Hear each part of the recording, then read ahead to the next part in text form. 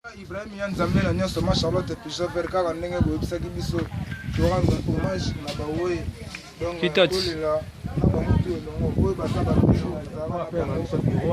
na bango te oyo bazalaka na biso baze bakocha tulo oyo lelo biso toya koleka na banzela tomonaki ba Ibrahim Nzambe na nyonso baleka na nzela ba Petit King ba Bevre chante po santi ba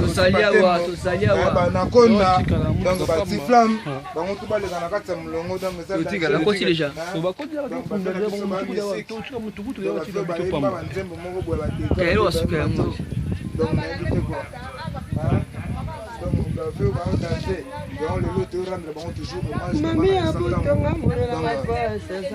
Joseph ma prêtre ami Kitoko maloba Kitoko boyebisaki biso yango na Claude Maloba Claude Mignon, merci beaucoup. Ouais bana londe Mignon lobeza te poto timara sima ya tango ndezalaka donc yo rendre sur encore visite na vena biso Pascal Taboulay donc makambo etali na bitse quoi cela une donc ça makambo yango toye tozali awa Kongo yangana maka Kongo maka ya bakoko donc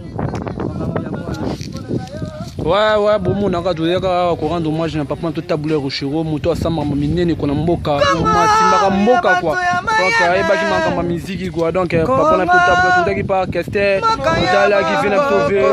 Wimbadio to ta sauver père na biso donc on est makambo to CP pour moi donc dans London maman Charlotte Pigeon vient na biso Ibrahim Nzambe donc tala makambo to sala ka yo ka donc à London donc to lingibno ming ko tani mankamba indusa donc Sharon check quoi kasilobi makolula